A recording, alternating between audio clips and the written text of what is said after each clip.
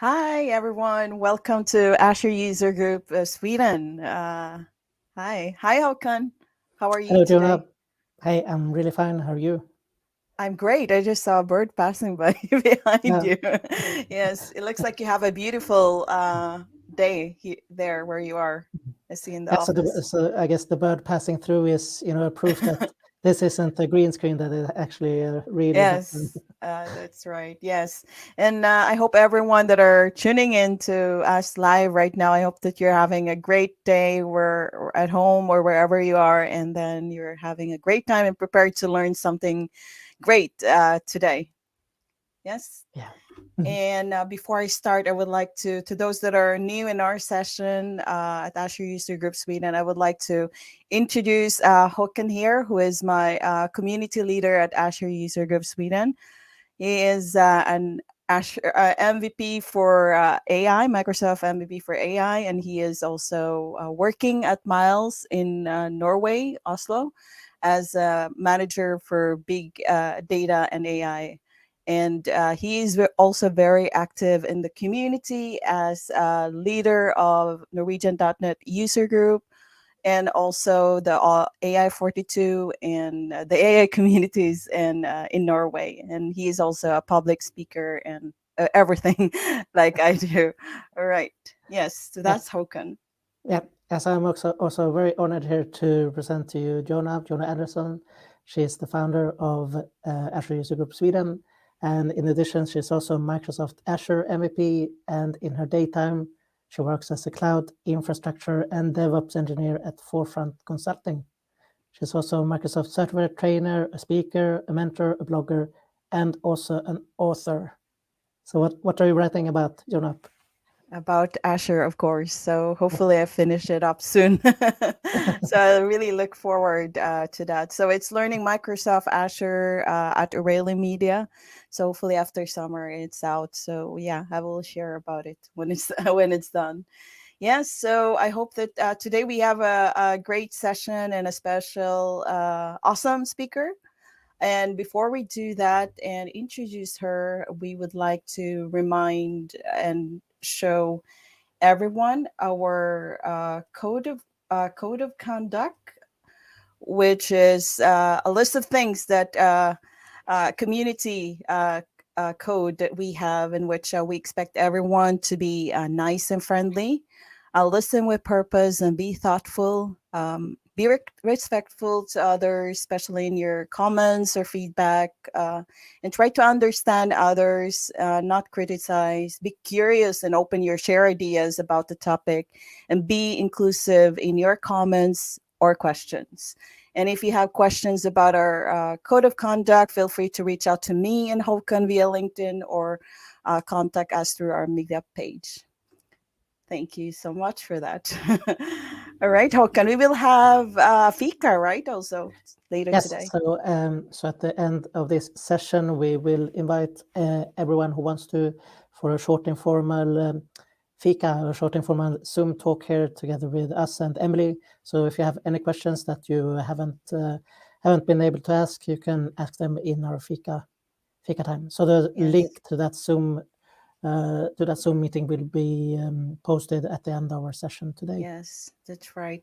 And before we introduce our speaker on stage and bring her in, I would like to just say hi to everyone. Said saying hi, Stefan saying hello, Wael, Nikos is here. We also have Hari Banj. Hope I pronounced your name correctly. Ashish, Rema, and everyone that watching us but didn't write something. Welcome. We should also say something about the Azure Hero and Yes, our that's background. right. That's right. That's very, very good. That's thanks for the reminder, Okan. So we are actually sharing for for your attendance today. You are welcome to claim your Azure Heroes Learner Badger from Microsoft. And also, we will be doing a raffle for the best technical question that you asked during this session. So feel free to scan the QR code, ask some great questions that we were wondering about, and share it on your social media if you want.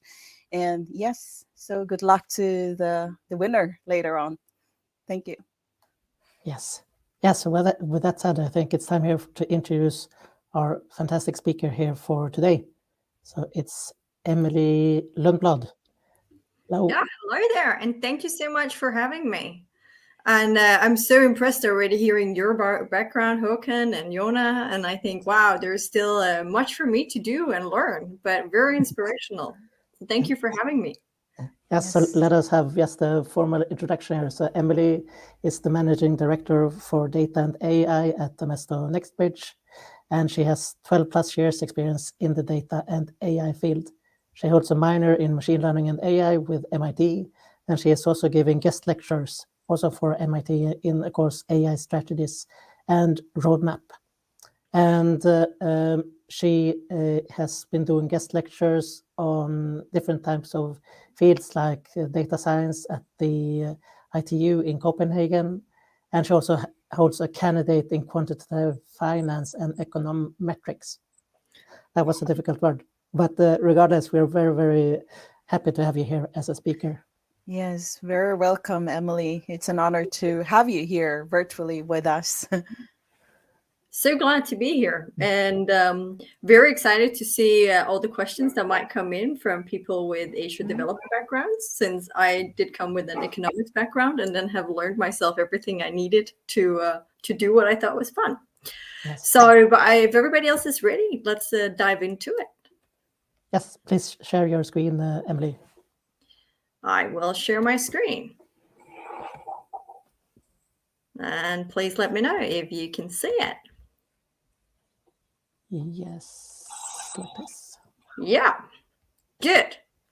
Then let's jump right in. Everybody see my screen? Everything good? Yes, you can also, yes, great. Good luck. So we've already had a bit of a presentation on who I am and what I do. I've been working as a consultant within data and AI for the past 7 years. And before that, I was also working with data. I come from a practical background. I studied originally economics, and then I took the journey into how do I get data out of systems and into first Excel sheets and then access databases. How do I create integrations? How do I create a website? How do I use the data from Google Analytics to figure out what to do? And then from there on, I took another master's degree and I got into consultancy. So that's to get an idea of where did I come from. But today it's about OpenAI, and it's about, how is it combined with Microsoft, and also how can it be combined with cognitive services. So I'm trying to show you a few examples. But overall, it's been a research company, and it implements machine learning. And of course, it is very famous right now for ChatGPT, the chatbot with a human-like response. But behind that, you actually had the GPT-3, which was very good at handling natural language tasks. But I'll dive further into that. They've also got models like Codex to code that you can also use on Microsoft Azure, and Dallé that can do text to original images. And then I'll show you a little preview of what can be seen and done so far with the new Vallé, a collaboration between OpenAI and Microsoft that isn't really available on Azure yet. So from there, I want to take you into a bit of how we're going to jump into the different parts today. So I'm going to start out with showing you what we have when it comes to models from OpenAI. Some of them are available as APIs. Some of them are GitHub. I'll show you. And then I'm going to jump in and I'm going to show you how can we actually use it in Azure Machine Learning Service. We're going to create a little book based on the OpenAI services. Then I'm going to show you a bit about how can it be customized further. How can we then use it with cognitive services? Looking at the studio where you can see what you can do with speech. But also I'm going to show you a little demo of how can you see that it's used already in Power BI. And then I'm also going to show you how can you use GitHub Copilot. What is it good for, and where might ChatGPT sometimes be better? So I'm trying to cover a wide range of possibilities to use OpenAI's services and use them within Microsoft Azure and also get into why might there be many benefits to using OpenAI services within Azure. Good. So first of all, this started with NLP and Transformers. Many of you might already know the breakthrough paper, Attention is All You Need, from Google, where they really explain how models can understand context of a full paragraph, and which came with their first development of the BERT models. Examples today are what we see in Google Translate and Bing. And this was then developed onto what we today see in GPT-3 and GPT-3.5, which are much bigger models. So it can get quite technical, and you can see there are many layers, and this is yet a very simplified way of looking at transformers. Then there is a lot of hype about ChatGPT, but that's not what this talk is about. But it is a chatbot that can talk to you about almost anything, and it can pull a quite impressive array of facts and explanations, and generate many types of contents. It can be really good for essays, stories, poems, and I'll show you an example of it creating an entire game. So it does have quite a versatile application. You can use it for exploring. Right now it's free, although online we are seeing that it's often a little overwhelmed. And so now there has also become the possibility of getting a pro access to ChatGPT. You can integrate and use it for automating tasks, and you can also integrate with the models behind it and actually create full services or new little businesses. And the example I'll show you is about creating a book on Azure Machine Learning Service. So we'll dive into that and how you can integrate with it. Overall, there's a bit of a misunderstanding between what is ChatGPT, what is then GPT-3, and what is GPT-3.5. So I thought I'd try to clarify that, but also put in links for those who would like to look into it further. If you read very carefully on OpenAI's website, but you also read on Wikipedia, you'll figure out that ChatGPT is created on the GPT 3.5 models, where the Da Vinci, which is the biggest of all the models, has been trained with human instructions, with the purpose to make it less toxic, more truthful, and also much better at following instructions. But that being said, it's actually smaller and far smaller than Da Vinci. It has only 1.3 billion parameters. This was preferred and is what is in the Instruct GPT model. So that's quite a lot smaller than the 175 billion that was in the GPT-3 model. Despite this, so despite having 100 times fewer parameters, it came out with better performance. So how did they do this? Well, if you take it on a very high level, they collected demonstration data and then trained a supervised policy, where a labeler is then demonstrating the desired output behavior that you want from the prompt. And then after that, you go into a step 2, where they collect comparison data and then train a reward model. So here again, you have a prompt and the model outputs are sampled, and then the labelers will tell it which one is the best. So ranking them, giving them points. And this is then used to train the reward model further. And that goes on to the last step, where they optimize a policy against the reward model using reinforcement learning. So a new prompt is sampled from the data set. The PPO model is then from the past step initialized with the supervised policy, and then the policy generates a output.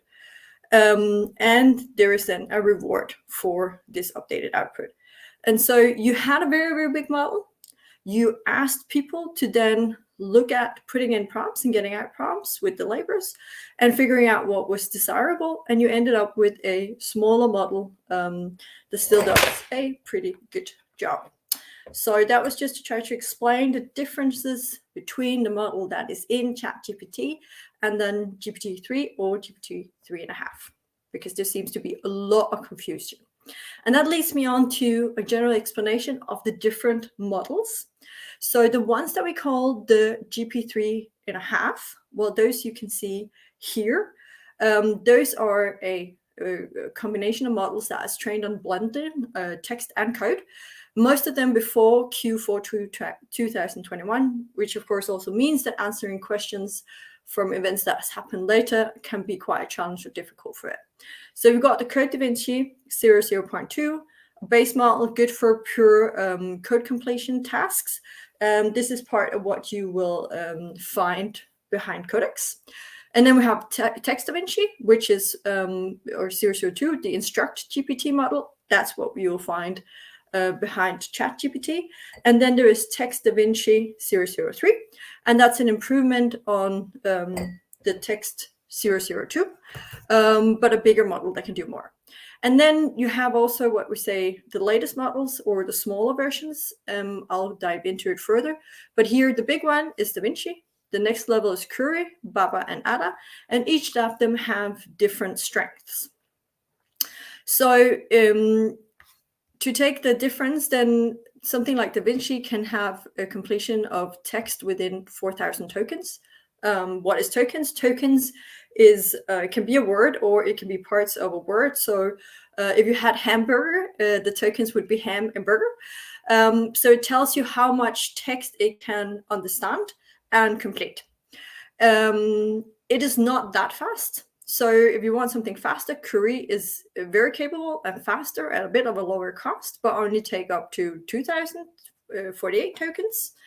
Then you got the Babbage, which can do straightforward tasks very fast at a lower cost. And then you got the Ada for the simple tasks, and it's very, very fast. And if I had to give an example of the difference you might see in using these three, we tested it out. Now, for me, I don't know, I tested it out on Harry Potter data. I thought that was fun. So when I asked Text DaVinci to give me all the professors at Hogwarts, it would give me a complete list of all the professors, and it was perfect. In comparison, if I asked the Ada model, I would only get a response of 5, and 2 of them were wrong. So there is a bit of a difference in the performance. Then jumping on to something people have not focused on yet, but I've been working with in the past 2 months, is the CLIP model, also from OpenAI. For me, this is very interesting because it is multimodal. So it's comparing text and images in their similarity. It can do object recognition. It can also help with some reverse image search. It can also do some facial recognition. And it's a really, really good way of figuring out if does it fit? Does this text fit with this image? Is it coherent? And what we have been looking at it for is improving information quality or fighting misinformation. So this is one of the models that we'll be looking into more in the future. It also has zero-shot capabilities. What does that mean? It means that you can start using it without having to give any examples or training it, and you're up and you're going, and it will still understand the task and what to do.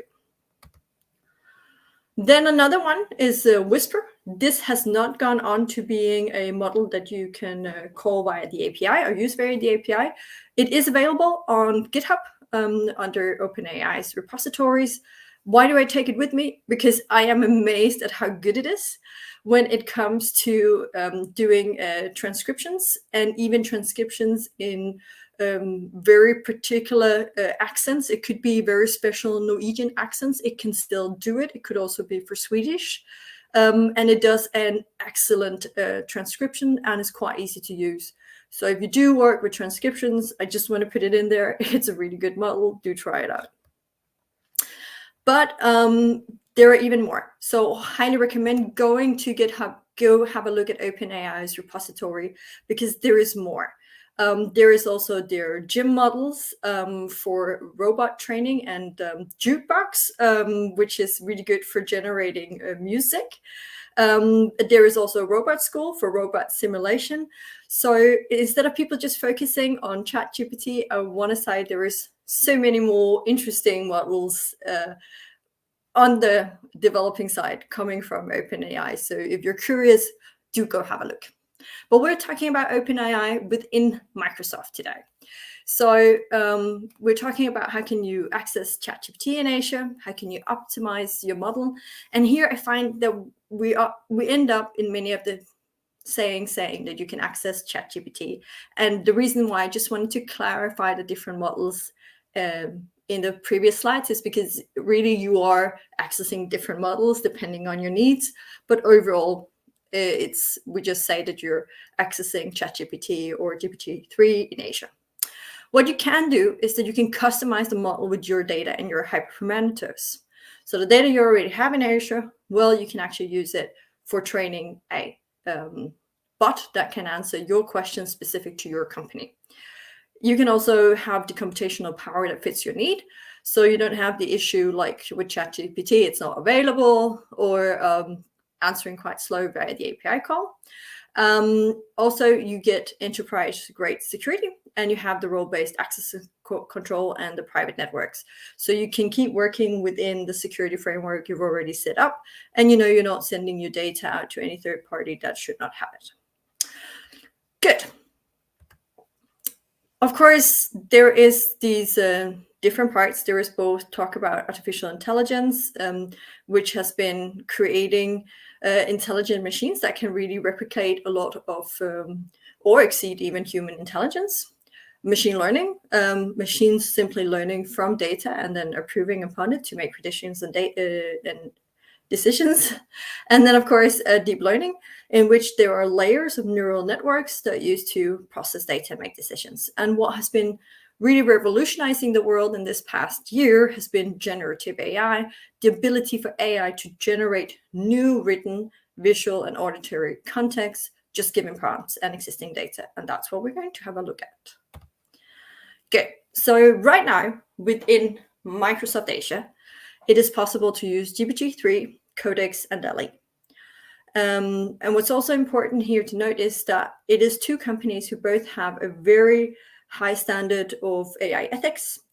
OpenAI started with the whole premise that they wanted to ensure that artificial general intelligence would benefit humanity, and Microsoft with wanting to empower every person and organization on the planet to achieve more.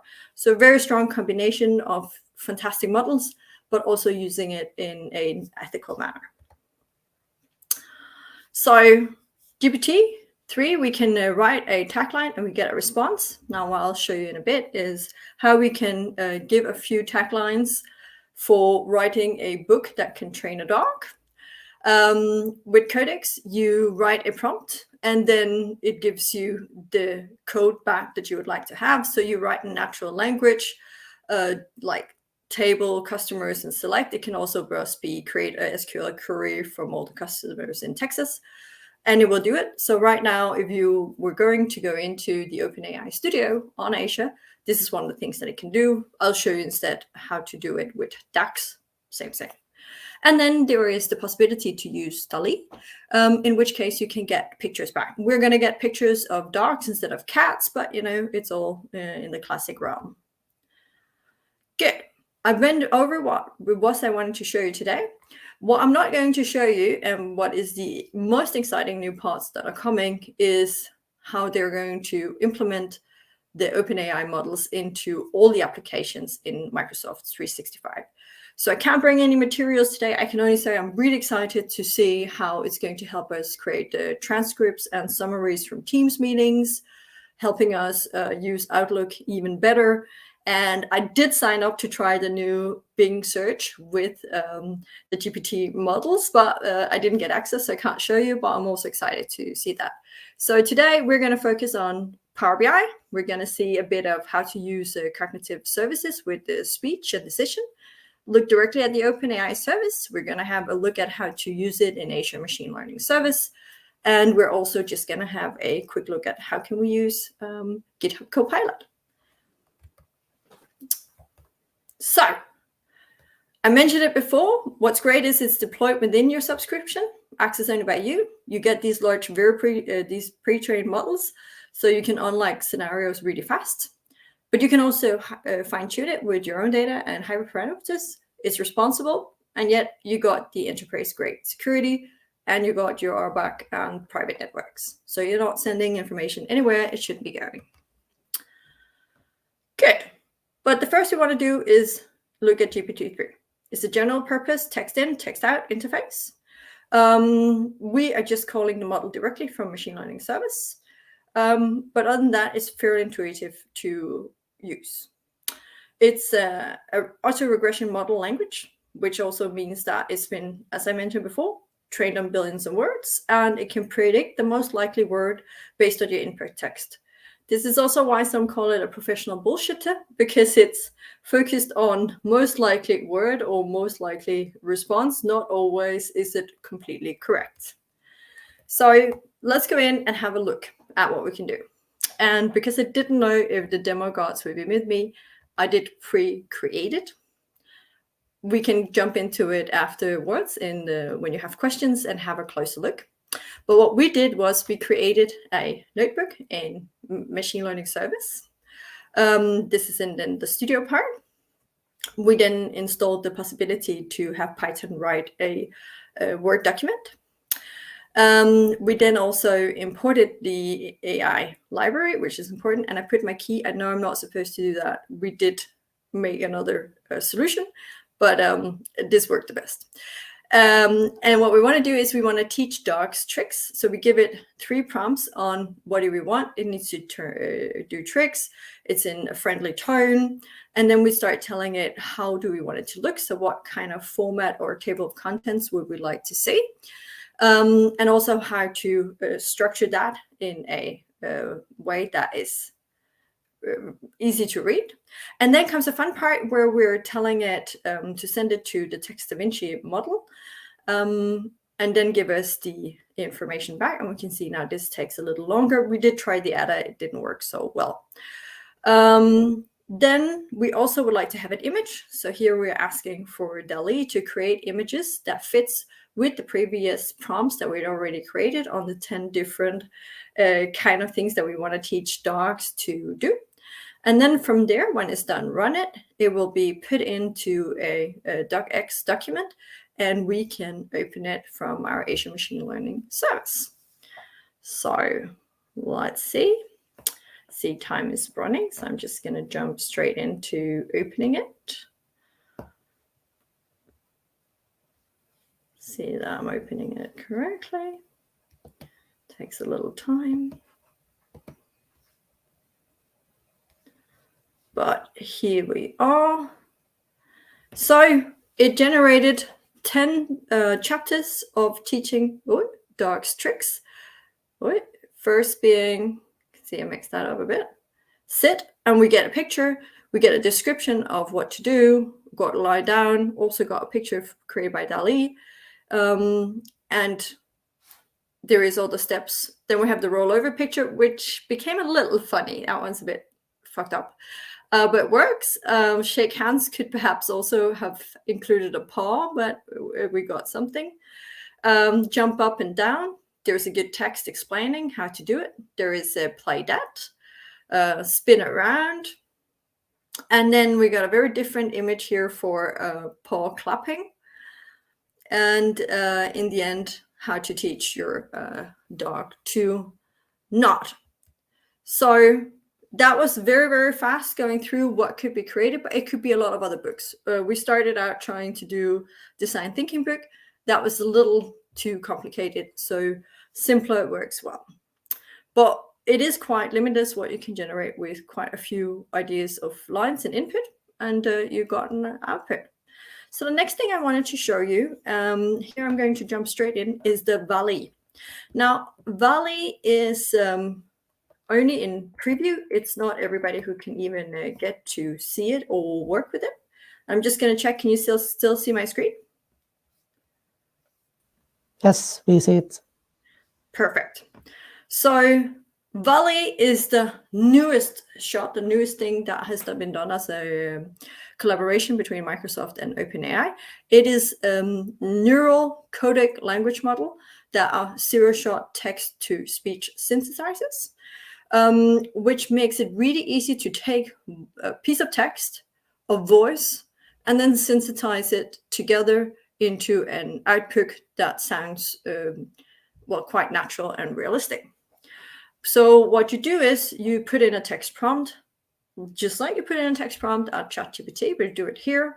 But then you also give it a 3-second acoustic prompt, so with your voice, and then it will do an auto codec decoder and actually personalize it. So suddenly I can be saying something I never said, which is both interesting and a bit scary. But it also means that you can, as they show in one of the examples, make customer service really sound like customer service. So here's an example. This is the speaker. So this is the speaker's natural voice saying something really different. The ladder and found himself soon upon firm rock. Then the text as a ground truth. They moved thereafter cautiously about the hut, groping before and about them to find something to show that the Warrington had fulfilled his mission. They moved thereafter cautiously about the hut, groping before and about them to find something to show that Warrington had fulfilled his mission. And then in Vallé, synthesized together. They moved thereafter cautiously about the hut, groping before and about them to find something to show that Warrington had fulfilled his mission. So what we got over here is the text prompt. You can imagine you were writing it to ChatGPT. You give it your speaker prompt, at least 3 seconds. Then comes the ground truth, a baseline, and then you get the Vallé output. You can take this link and play with it yourself. It is open to test out. One of the more fun was where they add the acoustics of the environment. So here you have, I think it's like, more convenient too. And a speaker prompt. Right. What'd you like about One Flew Over the Cuckoo's Nest? So quite different than what's said. It gets a ground truth. I think it's like, more convenient too. And now the combined. I think it's like, and more convenient too. And so that one's a little odd. But I hope you get the idea. Here you can see we have to reduce the number of plastic bags. Let's get it angry. Her face was against his breast. Okay, let's see what we have to reduce the number of plastic bags. Interesting. Sleep. Down into the. We have to reduce the number of plastic bags. So as you can see, rather amusing amount of things you can try out and test out. I just wanted to show it to you really quickly to ensure that you also got covered what you can do in Vallé. That being said, let's jump back into the presentation. So the next one I wanted to show you is where we're combining actually using OpenAI and cognitive services. And here we're going to get into Speech Studio. You do have to have a subscription and you do have to create a resource in order to start using Speech Studio, but that's pretty much it. So this was a way for me to show you easily how can it look if you want to transcribe something from a call center and use analytics with it. So this is applying for a loan. And what we can then get out is an analysis, a summary, and we can even get the code for doing this. So let's just listen to it and get an idea. Sam, thank you for calling Contessa. How can I help? Hi there, my name is Mary. I'm currently living in Los Angeles, but I'm planning to move to Las Vegas. I would like to apply for a loan. Okay, I see you're currently living in California. Let me make sure I understand you correctly. You'd like to apply for a loan, even though you'll be moving soon. Is that right? Yes, exactly. So I'm planning to relocate soon, but I would like to apply for the loan first so that I can purchase a new home once I move there. And are you planning to sell your current home? Yes, I will be listing it on the market soon, and hopefully it'll sell quickly. That's why I'm applying for a loan now, so that I can purchase a new house in Nevada and close on it quickly as well once my current home sells. I see. Would you mind holding for a moment while I take your information down?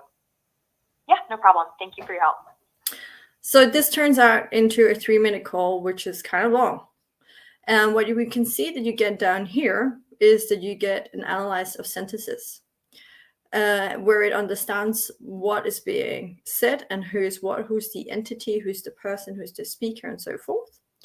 Then you can get a call summary. Okay, and this is where the OpenAI model come into use. A customer wants to apply for a loan. Resolution summary, it asked for information, then asked for email address, asked for phone number, and placed a customer on hold. Great. So now I get a good idea of what was going on here. Now, if I want to use the sample code as a REST API, it also gives me the output down here, so I can quickly get started. Can also view it on GitHub, as you can see up here. You can copy, you can use it at GitHub. In addition, other than that, you also have the possibility to get a JSON output if you want to store it in, I don't know, Cosmos DB or similar. And then here you can view the ingestion client on GitHub. So how can you ingest it further? And then it also gives you developer resources. Let me just see. Up here, we can also view them on GitHub. And here it is actually possible to get started both in C#, Java, and Python. So I'm not going to dive further into that. I just wanted to show you that this is possible. So what you do need is to have an Azure account. You need to sign in. You do need to create a resource. And then you can get the samples on GitHub and get going with their sample code. So this is an easy way to get started. There are more possibilities in Speech Studio. So you can also have captions with speech. And then you have what you also had before with customer services, with the voice gallery, custom voices, and so forth. So this is an example of having already OpenAI combined with cognitive services. Good. So what we've seen already is content creation. This could be, like I just showed you with the call center. And you can then use the GitHub repo to create a personalized UI for your own website. Then you can get the summarization we also saw. This can also be used for subject matter expert summarization. So you can understand easily different reports. I am demoing it for VPP on showing social media trends and show social media texts. And then we come over to code generation. That we haven't seen yet. So we're going to dive into that. Now, if we had been so lucky as to be able to go into the studio today, we could have seen a natural language of SQL for, well, it could be telemetry data, but others. Instead, we're going to see natural language to docs. And then we're going to see code documentation with the GitHub Copilot and how we can use a natural language to create some data. There's also the possibility of using it for search reviews. I have to say that after we really tested this out many times, we ran into challenges. So it's there. You might want to wait a month or more before you try that out, because that seemed to be a little harder to get going than the rest of it. So OpenAI's service. In order to get access, right now, you have to be a Microsoft partner. But even if you're a Microsoft partner, that's not enough. You have to apply. Once you have applied, you have to have a customer case. And it's quite important that this customer case has no sensitivity issues, so that there can be no sensitivity to the data whatsoever that you're handling. And once you've done that, it will take at least 10 business days before you get the access. So you can imagine what happened. I have to sadly admit that no matter who I called or who I asked in Microsoft, I couldn't bend it. Even Microsoft Denmark didn't have this access, so I can only show you what it looks like. It looks like what we already saw, which is part of it, which is the speech service. Only here you can also summarize and classify the text with your own prompts, and you can get the natural language to SQL or generate new product names. So a playground where you can play with TextDaVinci 002, the big model. You have the possibility of setting the temperature, max length token, top probabilities, and so forth. What you saw us doing in the book was this. We just did it with code instead of doing it in the studio. So you guys might also be more at home doing that. The example is, of course, you can give it a complex text about a neutron star, and then tell it TLDR to give you a very short summary, and that's what you get. So this is what the studio looks like. I'd love to show you more, but it is what it is. Good. So I can see we also don't have that much time. What the OpenAI Studio is good for is if you need a general purpose model for multiple tasks, human-like content, but you want to preserve data and privacy. It's good for rapid prototyping and just to explore the solution. And I think more than anything, this is why it's really good to explore and see what can be done. Good. Then let's go on to Codex. So the Codex models are also derived with and trained on both the natural language and codes, so billions of lines of codes, especially from GitHub. It does support multiple programming languages from Python, C, SQL, Java, JavaScript, and so forth. Yes, I do know that there are better models for specific languages. I have another webinar in March on that. But now we're just looking at Codex in general, and it do support multiple programming languages. It's not the same as it is the best for all programming languages. So it can do multiple tasks. It can write comment to code. It can autocomplete a function to the next line, does that fairly well. The comment to code is a little more dodgy. It gives different outcomes every time I write it, which is also why I ended up recording a video of doing it, because it didn't seem to be that stable in its output. It is very good for documenting code. So instead of having to do that yourself, you can ask it to do it. And it's good for refactoring your code.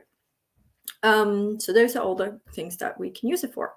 So let's have a look at GitHub Copilot, the ChatGPT version, I suppose, of Codex, where you can write your prompts and actually have help writing your code. So the first thing I did was I thought, okay, I'm just going to test out how good is ChatGPT at writing code compared to GitHub Copilot. I was a little sad to see that sometimes ChatGPT actually beats GitHub Copilot, at least when it comes to writing a more complex program. So here I was asking it to create me a Harry Potter quiz with prompts and then clear answering of the questions. It takes a little while before it has done it, but it does a quite good job. And once it was done, I literally just took the code and I pasted it into Visual Studio and asked it to run. And you'll see in a moment what I got. So far, it's quite proficient.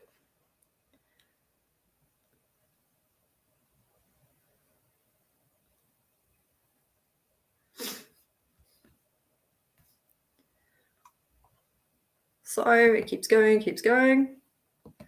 Had to wait. Copy the code. Great. Go into Visual Studio. Create myself a new notebook. Paste it in. That's it.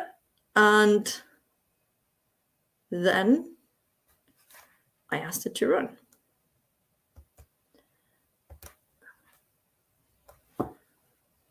So let's see.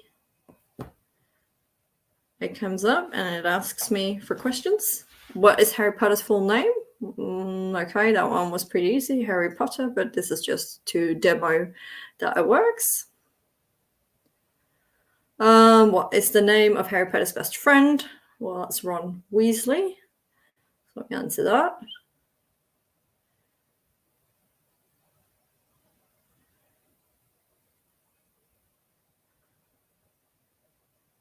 Who's the headmaster of Hogwarts during Harry's years at the school? I believe that's Dumbledore, so maybe I spelled it wrong, but it gets an answer. And what is the name of Harry Potter's godfather? And of course, that is Sirius Black. And what is the name of Harry Potter's owl? And that's Hedwig. And we scroll down to the bottom, we will see that I actually get an output on how did I do and how many did I get correct. And this was just me asking ChatGPT to write a program, and I was fascinated. So then my next was, of course, can I get GitHub Copilot to do the same for me? And I was expecting that to be a yes. Only that wasn't quite how it worked out. So here we start from blank, we're in Visual Studio, and we start asking for a Python program from GitHub Copilot with questions and answers on Harry Potter. I went over this many times. It was very much trial and error. It did not go as easily as with Chat GPT, but we do get an idea of how I write it. It's important that you create a comment. Once you create a comment, it will start giving you the white text, which is a suggestion. In order to then get the suggestion, you press tab, and you keep pressing tab the more you want it to create the suggestions, unless you want to change your input to GitHub Copilot.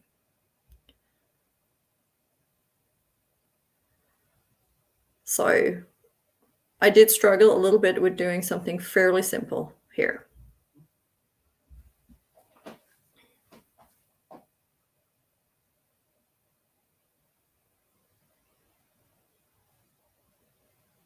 But in the end, it does it.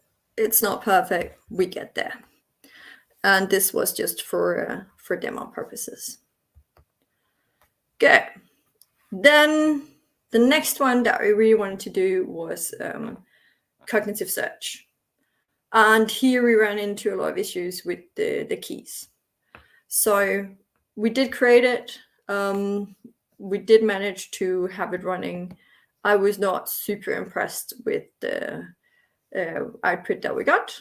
So I'm going to skip over that one. The idea is basically to be able to put in a speech and have it being able to talk to your script and give you suggestions on what to do so that you get a digital assistant.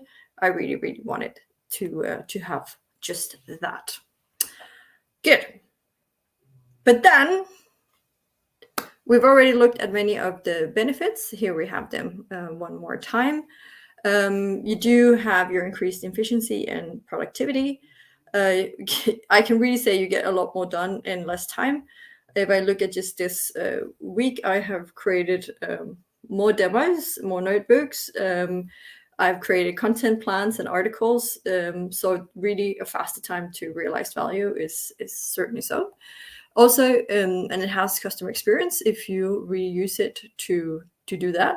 It's easy to use, so I would say even a junior data scientist or business users can get going, especially if we're in the playground. And of course, you don't have the long, tedious annotation process, and also much less data is required to get started. So that's really fun. You can also use it in Power BI to generate DAX. So instead of doing it with SQL, this is a possibility. So I thought I'd just jump into one mockup I'd created for the fun of it for client. It's important to know that the options and settings have to be in. So you do have to go into your preview features and actually enable your quick measure suggestion. So that has to be done. And when you've done that, you just go to your modeling and then you go to your quick measure and then you can ask for your suggestions. And here you can write something like calculate the percentage of links from emails, which could otherwise be a fairly complicated DAX function to write. But here we go. It gets it. It generates it. And you get an answer and an output, and you can ask it to show more. And you basically can just say add, and once it is added, well, you can also rename it, but you can also drag and drop it straight into your report, start formatting, and you're good to go. And so I can definitely see how this can save a lot of time for business users writing DAX. Good. I've already shown you what you could do with Dallé. Overall, what you can do is generate an infinite number of images, which simple text prompts. Some of them are a little funny though, but it does accelerate the design or inspire creative decisions. So if you just need to create a fast mockup, you can do it. and it's already built into the enterprise applications, as we saw. So the last thing and overall that I just have to add is, of course, that we need to build AI products responsibly, which means applying the guidelines. This has been done with both the ChatGPT and all the OpenAI models that are implemented into Microsoft, adding different filters and training the models. They also systematically test cognitive services for fairness and invest in diverse training data. And of course, there is partners with in research to invent new solutions for things like watermarking of synthetic audio content. This is part of what we saw with the Dallé preview. And of course, in the end, it's very important that customers own and control their own data within their Azure environment. Then they are providing tools for customers to use it responsibly. So now I was using it within Azure Machine Learning Service Studio. Here you can also get a report that tells you if it's imbalanced, if there are biases, if there is anything you should be aware of in relationship to responsible AI. So in that way, they do provide the tools to help others understand and also both protect and control the AI or ML at every stage. So you got the model explainability, interpretability, and the reproducibility capabilities, which are really strong in machine learning studio service. And so it can also help you create documentation for that.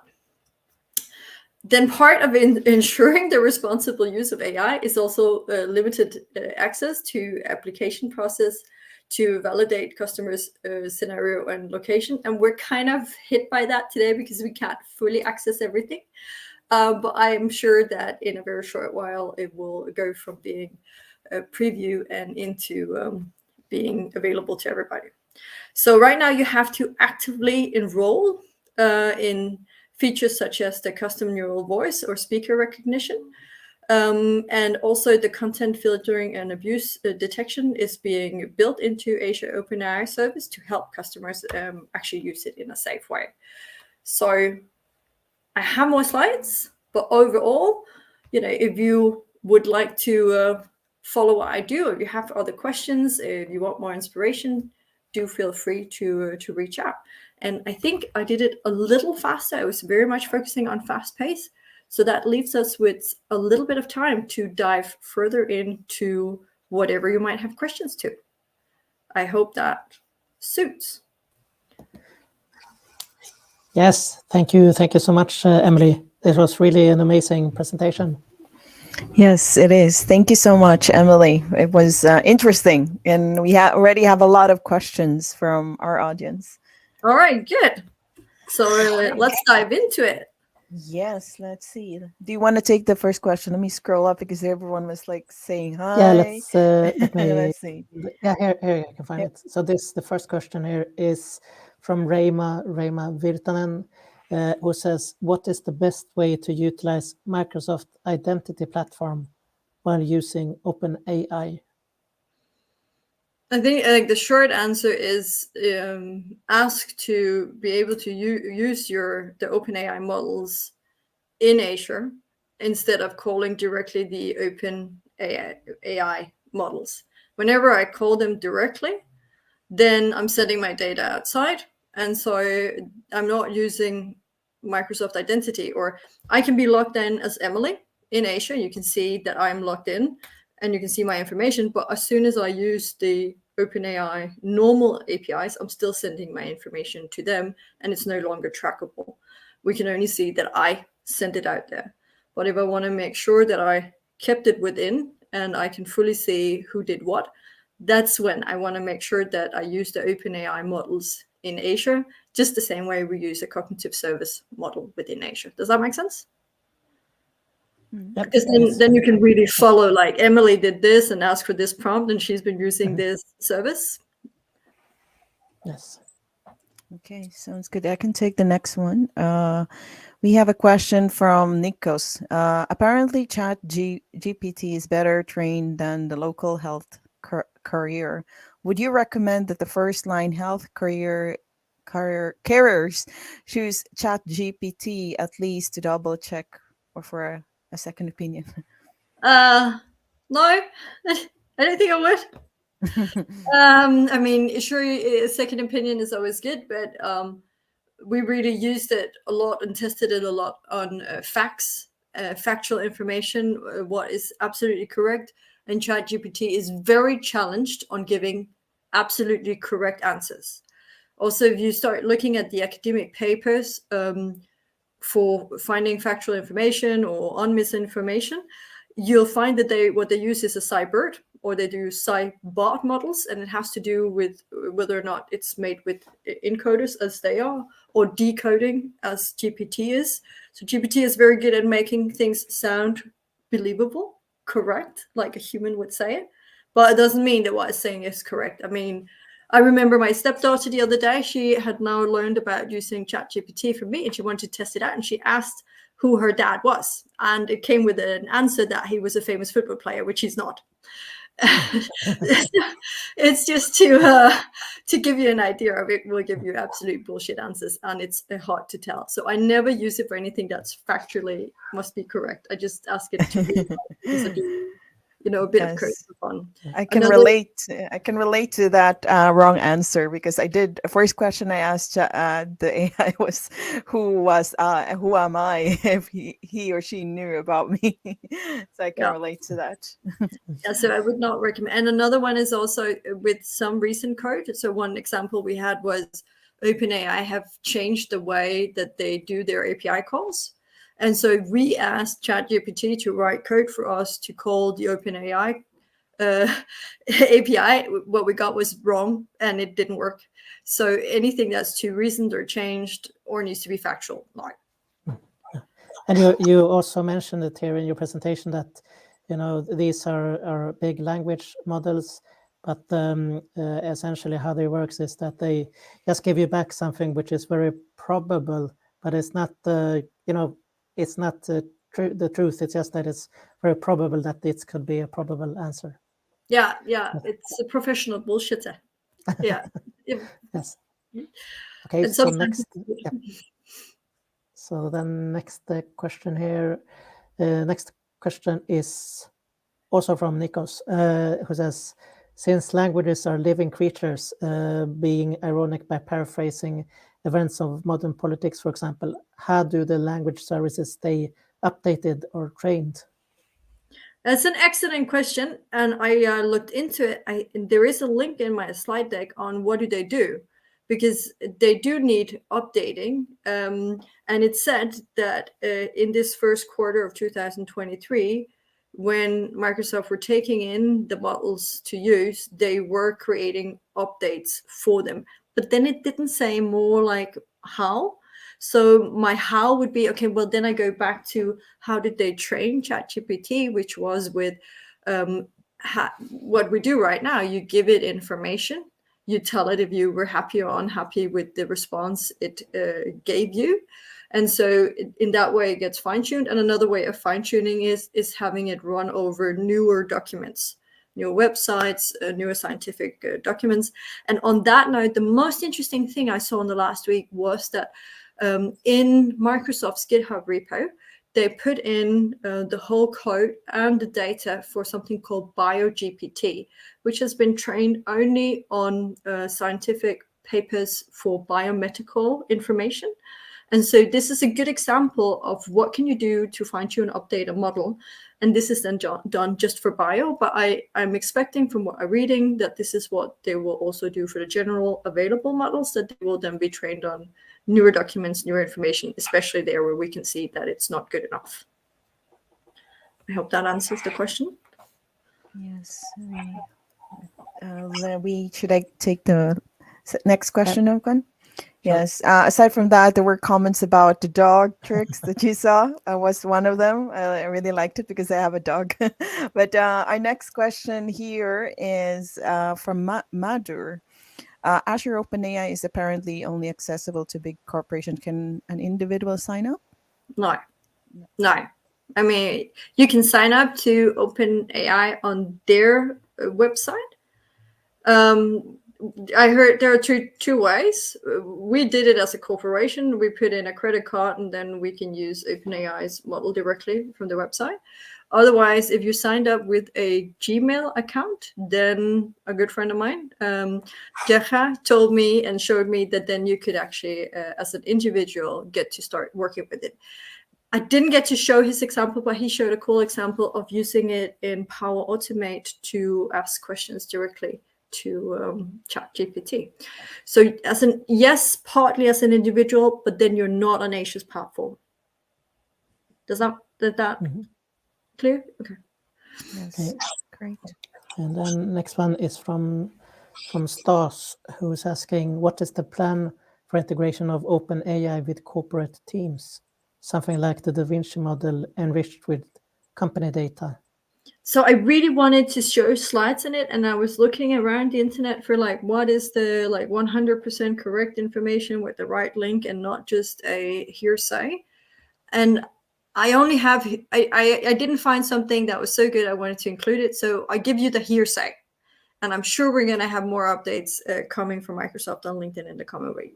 But the hearsay that I've been reading on LinkedIn from Microsoft professionals is that the idea is to integrate the Da Vinci model into Teams so that you can ask it to transcript a Teams meeting and give you a summarization.